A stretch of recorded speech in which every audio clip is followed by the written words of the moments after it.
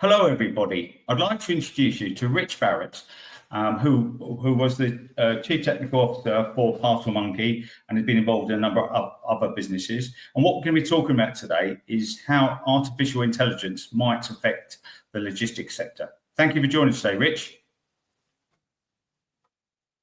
Thanks, Dave. Appreciate the invitation. Absolute pleasure. So please give us like a quick overview of your background and what you've done, so our viewers and listeners will know. Yeah, sure. So people best know me as the Chief Technology Officer at Parcel Monkey. So Parcel Monkey, we started as a bedroom startup back in kind of 2009, 2010. And we grew that business quite significantly over the years that followed. We also started a couple of other businesses in the process of doing that. So we had Cloud Fulfillment, a third-party logistics operator, and eTrack, which was a kind of cross-border logistics business for larger retailers. But if we focus a little bit on Parcel Monkey is essentially a reseller of shipping labels. So we buy shipping labels in bulk from the carriers and resell them to consumers, SMEs, and other people, whoever wants to buy it online at a discounted rate, essentially. And our business model is making a little bit of profit in the middle there. So there's loads of benefits to the customer as opposed to going direct. Obviously, our volume gives us good rates. We offer up, our own customer service and things like protection cover to cover situations where parcels get lost or damaged, and just the ability to compare all of the suppliers on one website. That was kind of a real key driver of Parcel Monkey's success. So yeah, that's my background. The businesses themselves have been sold now. I'll touch on that a little bit later. But yeah, essentially always been in that kind of final mile logistics part of logistics. Thank you, Rich. Thank you. Appreciate it. And obviously, we're going to cover artificial intelligence. So we'll move, each question around that to discuss it, because it's one of those things. If we knew the answer, we'd be very rich people. It's a debate and an opinion. No one knows all the answers, and things will change, as they always do. I always ask this question: what brought you into the lovely logistics world? Yeah, so I fell into logistics really. It was in 2008. I was graduating from the University of Southampton. I did a degree in economics and finance and wanted to be an investment banker of all things. But 2008 was a really terrible time to try and be an investment banker in the middle of the financial crisis. So I fell back on what I knew, and I'd always had a passion for building websites, essentially, or web-based technology. And so I started freelancing, and I was working with loads of different types of businesses, recruitment businesses, smaller kind of retailers, all kinds of different companies. And I met Nav, who was the CEO and founder of Parcel Monkey, and he had this idea that he wanted to explore. At the time, we were both kind of in a situation where we didn't have a great deal to lose. He was working at the docks, I was freelancing. And so we started working on this idea of reselling shipping labels. So Nav, he's an amazing relationship builder, and my end of it was the tech. So I, built the website and connected up all the carriers and things like that. And so that was how kind of Parcel Monkey got started. And obviously it was a pretty tiny enterprise at first. I think kind of February 2009, our turnover was about £24 for the month, but it grew pretty rapidly. We did £1 million in the first year, and it kind of grew and grew from there. So yeah, that my kind of, I didn't get into logistics on purpose. It just kind of panned out that way. And of course, once you're onto a good thing, you just continue with it. And the things that we did after that, like Cloud Fulfillment and eTrack, they were kind of evolutions of that original idea. And yeah, I've now been in logistics my whole career. It's been, what's that? It's, 15, 16 years. So that's how I got into logistics. No, thank you, Rich. And also, if you just think, whilst you're a technology expert, the technology and the e-commerce world has moved on so fast, and people are so used to using the internet, e-commerce, and also, as I come from a carrier background, working with aggregators or partners, there was certainly resistance at first to doing it because they could do it all better themselves. And, the world has matured and changed a lot. And that's obviously, I know we're going to talk about artificial intelligence, but it's been really interesting and how it's all changed now. And, parcel aggregators and partners are part of the natural landscape for everyone in logistics, not just in parcels, in pallet networks, in 3PL. It's a very interesting world. Yeah. So I bet you've seen it all change. And 100%. And how. Yeah, well, I mean, in the early days, sorry, Dave. Yeah, in the early days, us being a kind of technology business was one of the key sells. We were able to do things that they weren't. And obviously, as the carriers have got more technically adept themselves, that has changed, and our value proposition has changed accordingly. But yeah, it's been quite a transformation over that kind of 15-year period. And as you rightly say, it's gone from being a little bit of a kind of taboo subject to just being part of the logistics landscape. Yeah, no, that's great, and I appreciate that. So we're here to talk about artificial intelligence. So at the moment, if you're describing where artificial intelligence interacts and has got involved in logistics so far, we'll talk about the future in a minute. Where are you seeing impacts in both your businesses and outside and talking to other people? So I think obviously people talk about AI as like the next industrial revolution, right? But I think where we see where we see kind of difficulty in moving AI forward is everybody looks at it as though you have to kind of climb a mountain, right? But all of these like historic revolutions, if you look at like the actual industrial revolution, there was no kind of light bulb moment where everything changed. It was just a series of kind of evolutionary changes that then led to a revolution. So AI, I think, is very much in its infancy. We're really kind of early days in terms of what it's going to do. And I think the other thing to call out is that AI is quite a broad brush. People tend to think of AI as like ChatGPT, the large language models, but actually, AI has been around longer than that. There's, before that, there was kind of machine learning, which are essentially kind of advanced statistical models. And then before that, even people were doing, well, probably not before that, alongside that, people were building things like chatbots, which are kind of very loosely AI. They're kind of rules-based engines, right? But at the moment, we're seeing this huge push forward with the kind of advent of large language models, and that's what's driving this whole AI revolution. Now, in terms of what's happened so far, I mean, there's some really interesting stories out there.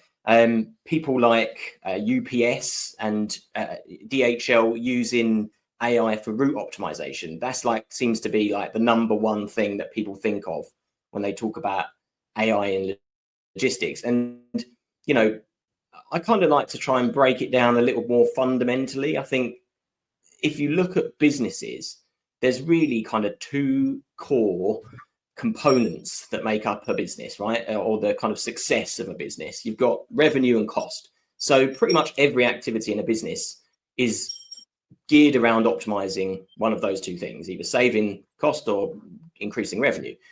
And I think the stuff with AI is no different. So if you take cost, for example, UPS have published some figures where their AI-powered route optimization system, Orion, has saved them something like, I've got the figure somewhere, but it's something like 400 million gallons of fuel a year or something, or it might be 10 million gallons of $400 million.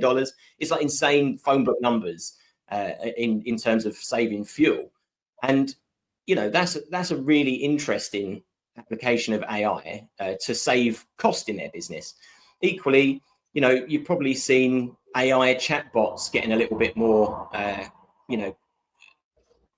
deeply integrated into logistics. So whereas humans before, people were now able to self-serve by talking to an AI agent instead. And, again, for a logistics business, that kind of does two things. It increases the customer experience and it decreases their cost, right? So in terms of, what I've seen so far, I think we're still really scratching the surface. But, there's so many applications. Route optimization is just one. If you look at like the 3PL world, there's inventory planning, and inventory management is a huge part of that, right? And the same for retailers. If you're holding too much stock, it causes you a world of problems. Forecasting how much you're going to need over seasonal periods and stuff like that is difficult.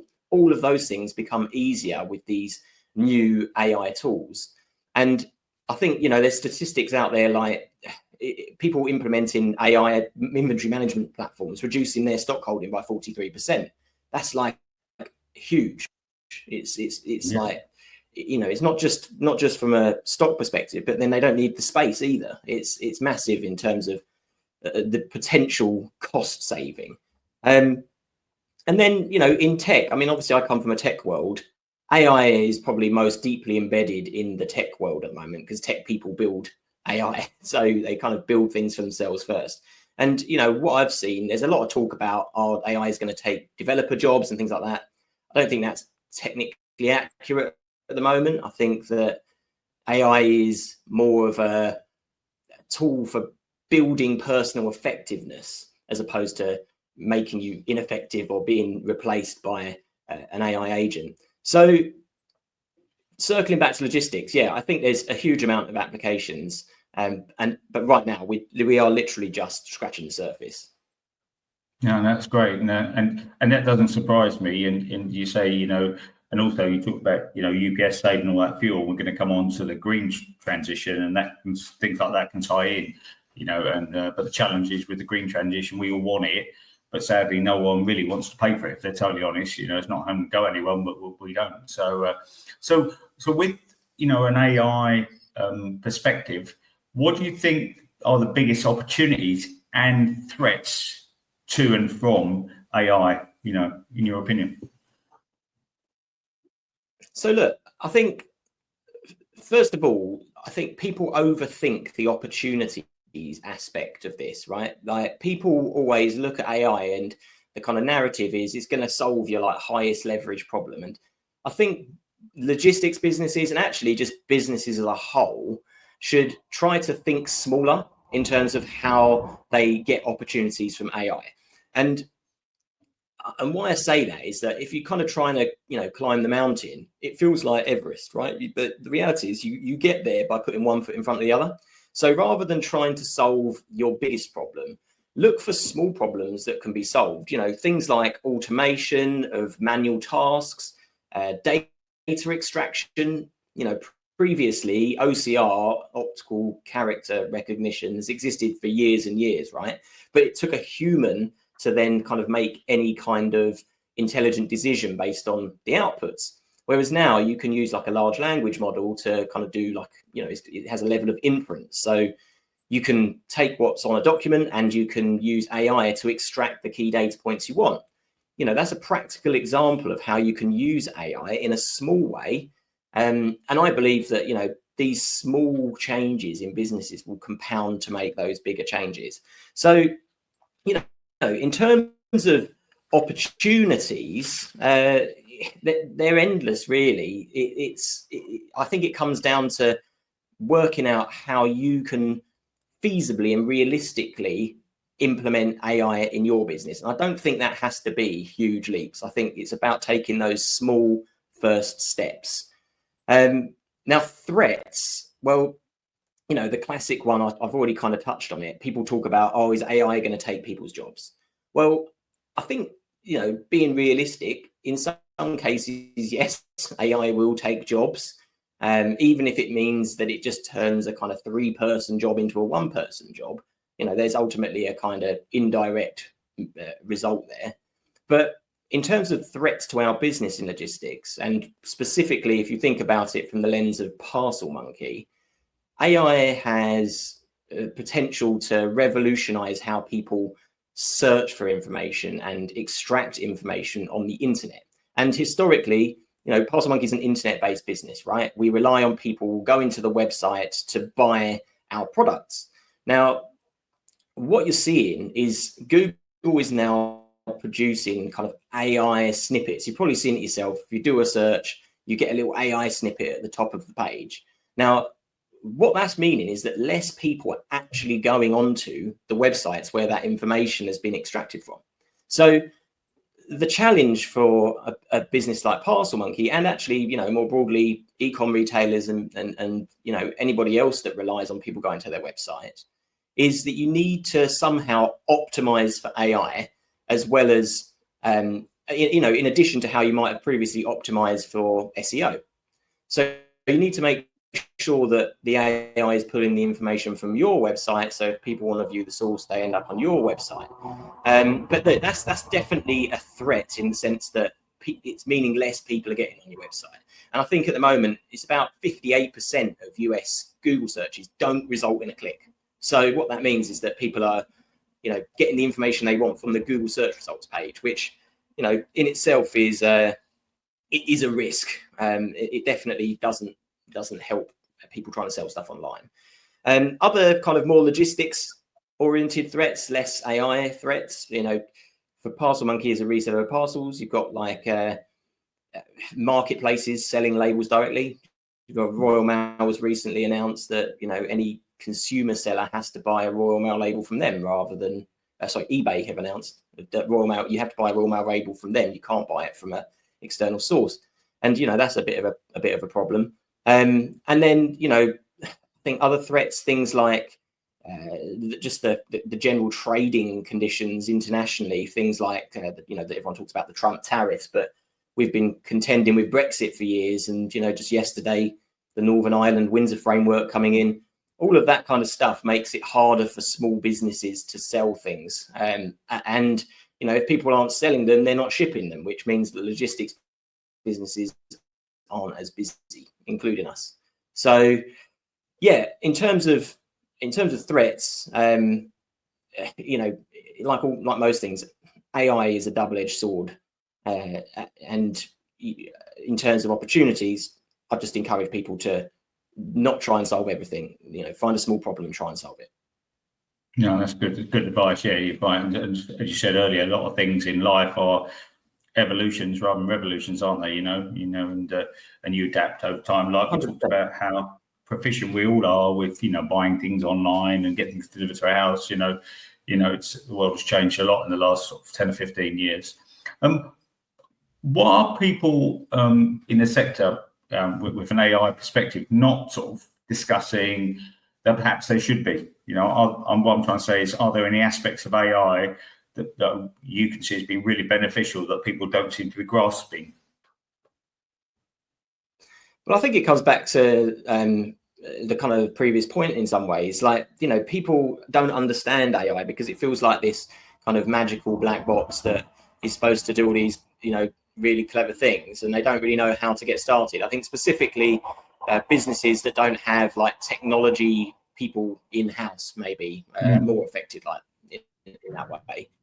But, you know, in terms of, everybody wants to talk about AI, everybody wants to say they're doing something with AI, but actually quite a small number of businesses are at the moment. But I think it comes back to that point that start small. You know, a revolution is a compounded result of evolutions, and if you can turn a 4-hour task into a 10-minute task by using a tool like ChatGPT or, you know, Notebook LM or you know, any number of these other tools that are out there, then that is a win. You know, you don't have to solve the highest leverage problem in your business to see some gains. And, you know, in my experience at least, sometimes you get these huge kind of step changes in your business, but often, you know, good results are a compound effect of loads of small changes. So if in terms of what people aren't talking about, I would say that they are talking about it, but nobody really seems to be clear on where to start. So I would just encourage starting much smaller and, you know, use AI to solve small problems before you worry about it solving big ones. So how do you see AI, you know, impacting and affecting the green transition we're all looking for, hoping for, aspiring towards? So AI is a really interesting topic to talk about in the context of sustainability. So I see it as like a double-edged sword, and I don't think necessarily people are fully aware of how much of a double-edged sword that it is. So if we first talk about like the positive impacts that AI can have on sustainability, I've already touched on it earlier, but UPS's example where they're saving 10 million gallons of fuel every year, $400 million cost saved for them. That's absolutely, huge in terms of carbon impact. It's, they're emitting a lot less carbon as a result of that initiative. But I think what people don't necessarily understand and what they don't know is that AI has a huge carbon cost in itself. So when you ask an AI to do something, like ChatGPT, for example, somewhere in the world, a GPU is processing your question and producing an answer for you. And that consumes electricity and therefore has a carbon impact. Now, it's actually quite difficult to break this fully down, but if you average the figures, every query that goes through ChatGPT has a carbon footprint roughly equivalent to 20% of boiling a kettle. So every 5 queries that you put through ChatGPT, you've boiled a kettle. Now, most people would consider boiling a kettle to be quite a, carbon intensive thing, but people will just, fire these queries at large language models all day. And every time one of these tools does something to produce you an answer, there is a carbon impact. And, that these figures are out there for people to find. I think since 2019, Google's CO2 emissions have increased 48%. I think in a similar time frame, Microsoft's are up 29%. And all of that is driven by AI computation. It's expensive to do. So I think it's a really important thing that we consider both aspects of AI in the context of sustainability. I mean, there are other ways that AI can benefit beyond the route optimization.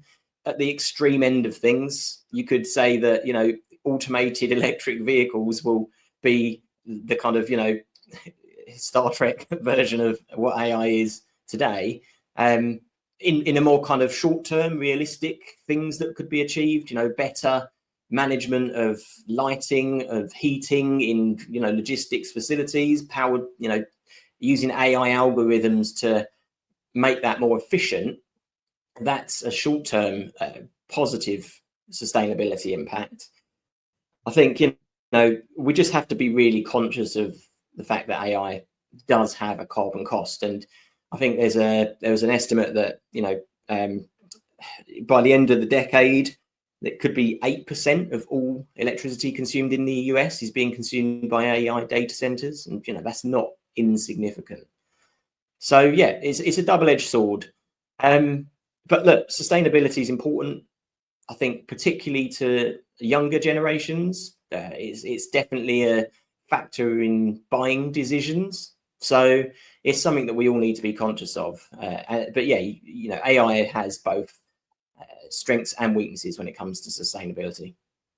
No, thanks for that. That's very interesting. And with that, the cost for producing that, which probably most people like me thought, nothing's for free, but relatively free, and that's quite a shock to me. Do you think it would be,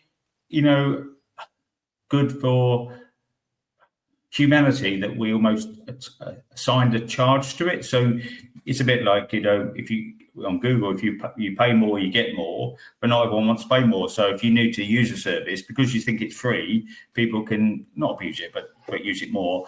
Do you think there might be some sort of, even like a fair, for want of a better word, a green tax by using those things? Yeah, look, I mean, I think there's 2 things here, right? I mean, first of all, AI is definitely not fully costed at the moment, right?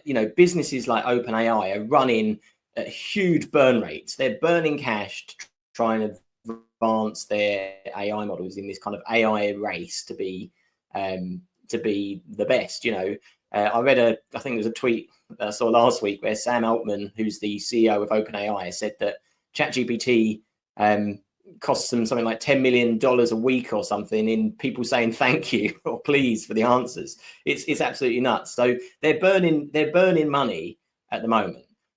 Will that mean that the price of tooling goes up, possibly, but I think this is a long-term game. I think a lot of these kind of leaders in the AI world will be happy to burn money for a period of time to gain kind of supremacy in that sector.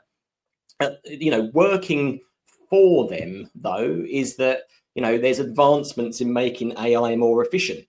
Earlier this year there was the whole DeepSeek thing, the Chinese model that came out and caused havoc with Nvidia's stock. That was really around the fact that it's way more efficient than the OpenAI models. I think they trained the model for a cost of like $6 million instead of 100 million that they needed for ChatGPT or GPT 4.0 or whatever it was. The other thing is, just computational efficiency. The DeepSeek model was hugely more efficient. I think there aren't really any official benchmarks, but the kind of figures touted were about 92% more efficient than the OpenAI models. So on the one hand, these AI companies at some point will come under pressure to put their prices up and make it a little bit more sustainable from a cost perspective. But equally, the models themselves and the technology itself is evolving in a way that is making it more efficient. So at some point, those two things will kind of meet in the middle at some equilibrium, I suspect. But I mean, as I said earlier, I do genuinely believe we're at the early stages of this. And if you look back at any kind of evolution or revolution, look back 20 years, I might get the time frame slightly wrong, but like a DVD player was 300 quid in the shop. Now you can go and get one for a tenner at Argos. It's, as the tech evolves, it becomes cheaper. Same with computers. Computers were really expensive back in the early 2000s. Now they're kind of almost disposable in some respects. So I think that, in the short term, I suspect that the big players will just swallow the cost. In the long term, I'd like to think that innovation will bring the cost of running AI down, and therefore also the carbon emitted by those businesses as well. Thank you. That's great. Okay. What development in AI or in the sector, it doesn't matter which one on this one, has surprised you most in your career so far? So I think, in all honesty, if I forget the AI thing for a minute, the biggest change or the biggest surprise for me over the last 15 years has been Amazon, really. Specifically in the UK. The UK logistics market, there's always been a few players in the UK logistics market. It's never been like the US, where it's kind of smaller number of big operators. But Amazon has come along and kind of, really made huge strides in terms of market share, but also just like the tech, right? And this is like the Amazon model. It's the same as everything else. If you look back with hindsight, it's obvious. Look at AWS. They needed a global technology internet infrastructure for their own website, so they built it, and then they started selling it to other people. And they're doing the same thing now with Amazon Logistics, right? Rather than buying a carrier or outsourcing to carriers as they used to, they've built their own carrier network. And arguably, it's one of the most reliable that's out there. I want to say it's the second largest in terms of volume in the UK now.